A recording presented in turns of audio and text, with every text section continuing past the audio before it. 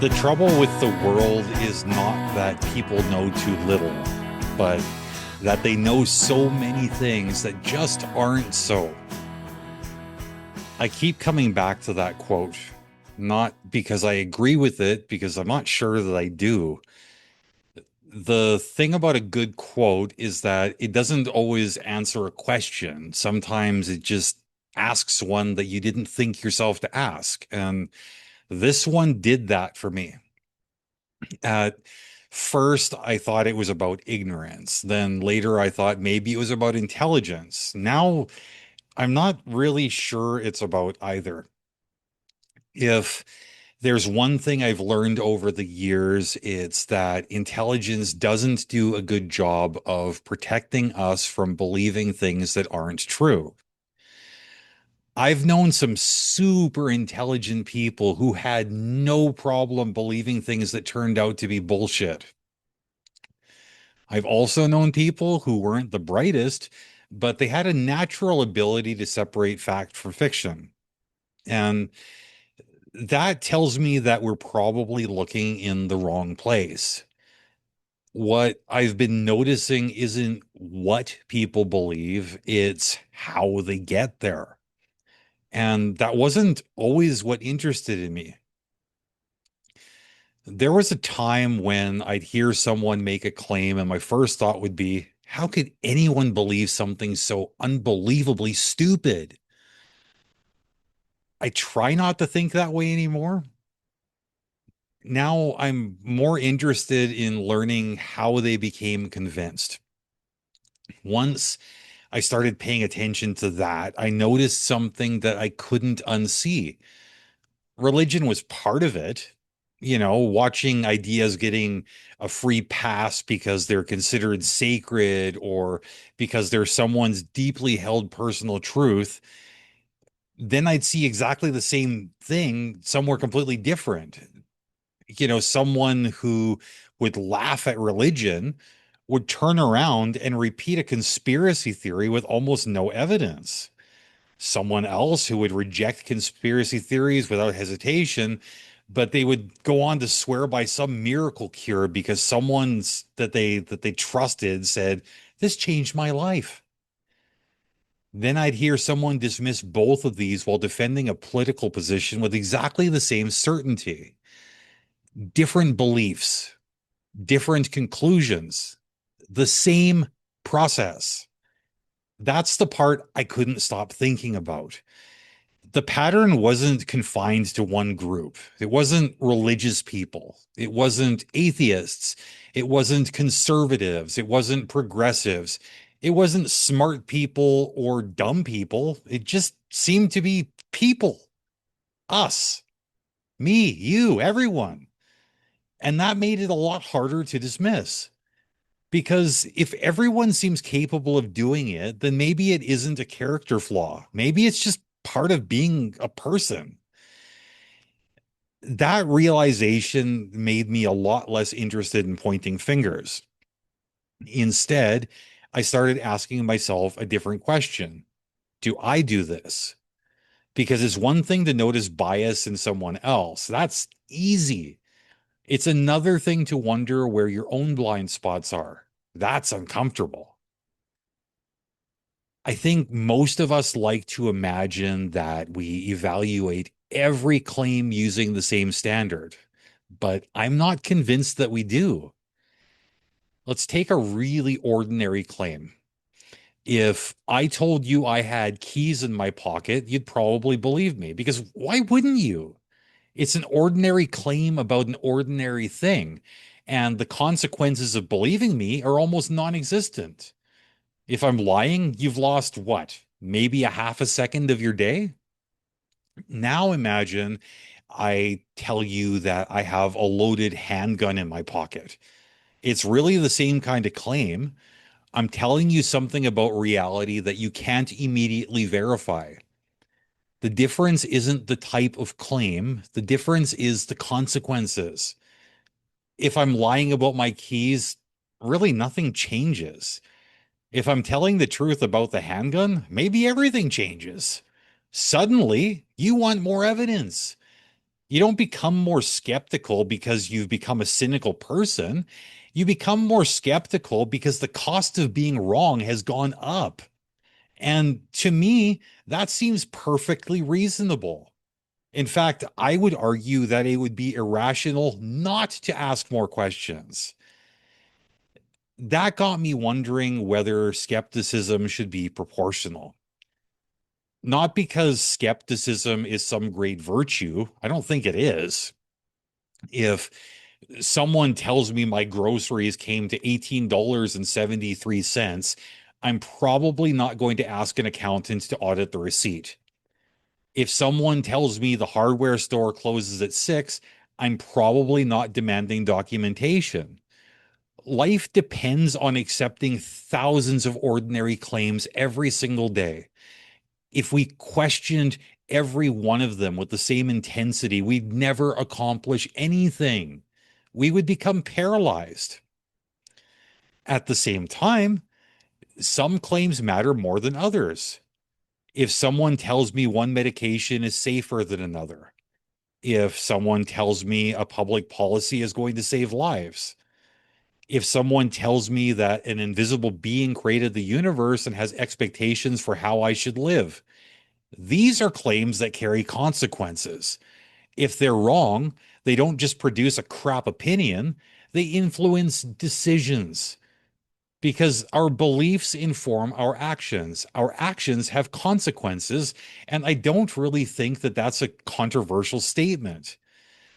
The interesting question, at least for me, is what happens before the belief?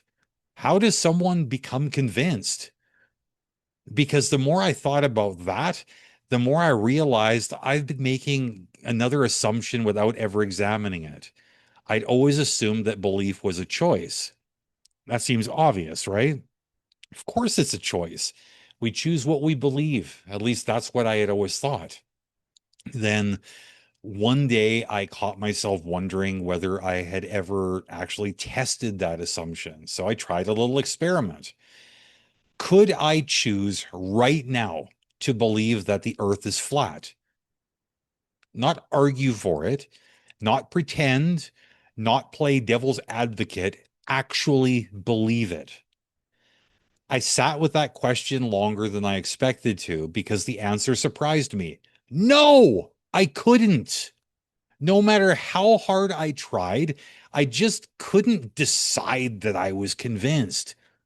Then I tried something even simpler. Could I choose to believe that 2 plus 2 equals 5? Again, no. I could repeat the words. I could defend them for the sake of an argument. I might even convince somebody that I believe them, but I couldn't make the belief happen inside of my own head. That was a strange realization because if I couldn't choose those beliefs, how many of my other beliefs had I actually chosen? Or had I simply become convinced? That question changed the direction of my thinking more than I realized at the time because once I stopped asking what people believed and started asking why they were convinced, I had to apply the same question to myself. That turned out to be a lot less comfortable. I had to start with the beliefs I held most tightly. Years ago, after I had stopped believing in God, I was still pro-life. I had already walked away from Christianity, so this wasn't about religion anymore. At least I didn't think it was.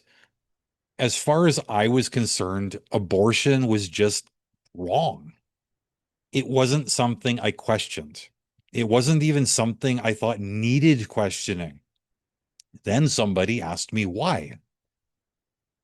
Not in the middle of an argument, not as some kind of gotcha moment. They were genuinely curious. And I remembered starting to answer. Then I remember realizing that I wasn't really answering the question. I had conclusions. I had confidence. I had very strong feelings. What I didn't have was a well-examined reason. Now, that's a strange moment. You suddenly realize you've inherited a conclusion that's far more developed than your understanding of it. But instead of ridiculing me, they started asking questions. They explained fetal development. They explained sentience. They explained why many abortions aren't ending a conscious experience at all, and why some procedures are actually protecting a conscious life that is already here. The conversation didn't end with me changing my mind. It ended with me realizing that I had homework to do. And I think that's an important distinction. Nobody talked me into believing something. They just showed me the places where I hadn't really thought things through. My mind changed later, slowly. The reasoning changed first. My emotions took much, much longer to catch up. And I think that's something we don't talk about enough. Changing your mind doesn't always feel good. Sometimes it feels like we're losing something. Sometimes it feels like admitting you weren't the person you thought you were. Sometimes it feels embarrassing. I don't enjoy discovering that I was wrong, and I'm not sure that anybody does. But I also don't enjoy defending something that doesn't survive scrutiny.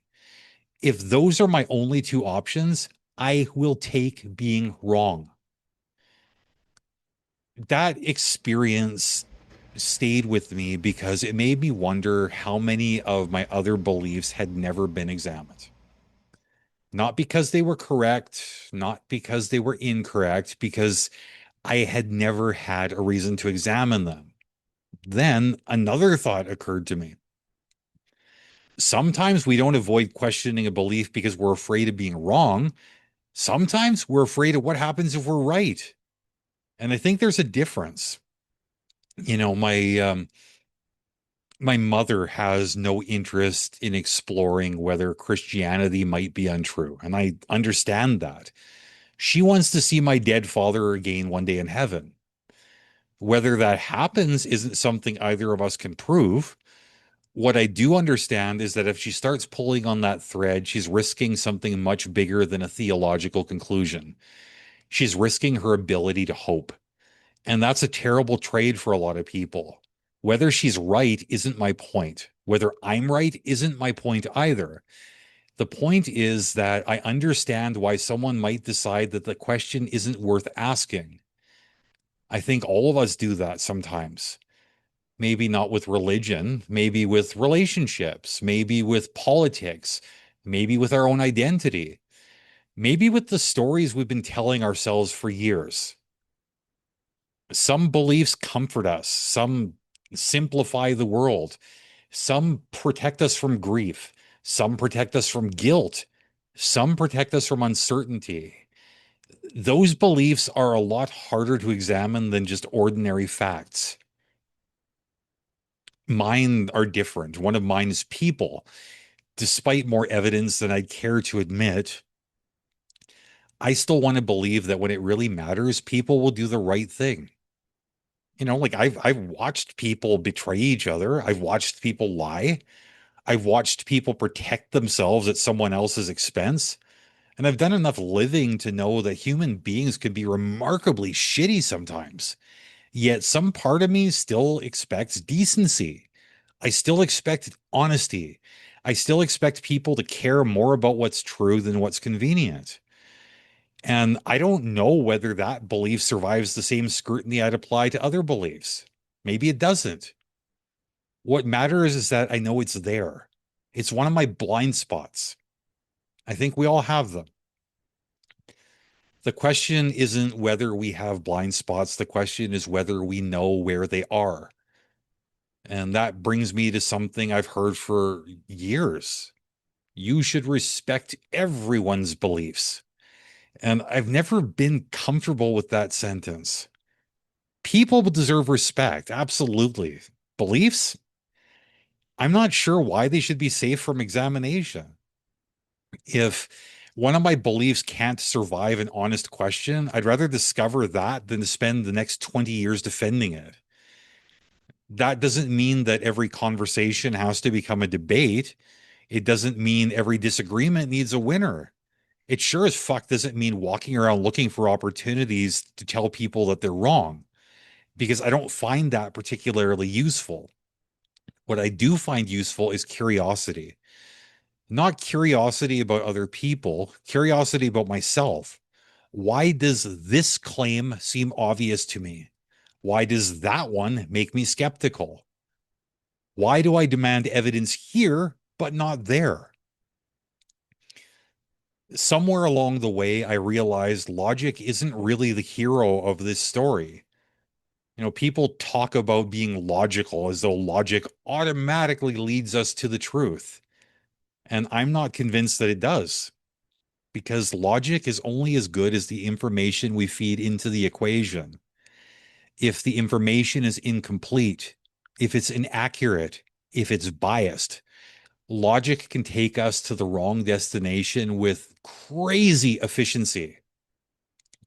You can reason flawlessly from a bad premise and still arrive at the wrong conclusion. And that's not a failure of logic, it's a failure of the foundation, which brings me back to the original quote.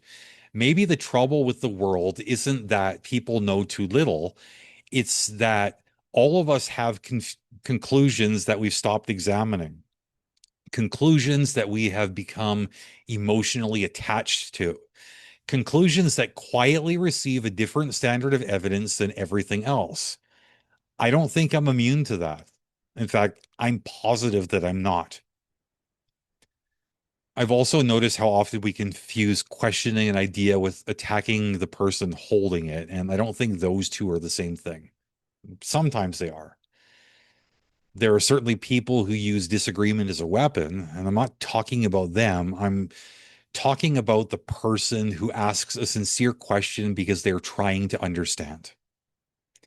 Those people have changed my mind far more often than the people who tried to embarrass me. Nobody has ever humiliated me into thinking more clearly. Curiosity has. That's probably why I don't spend much time trying to tell people what they should think. Honestly, I don't care if someone reaches the same conclusions I have. I care a lot more about how they got there. Did they examine the evidence? Did they question their assumptions? Did they apply the same standard they expect everyone else to apply? Most importantly, do they ask those questions of themselves before asking them of someone else?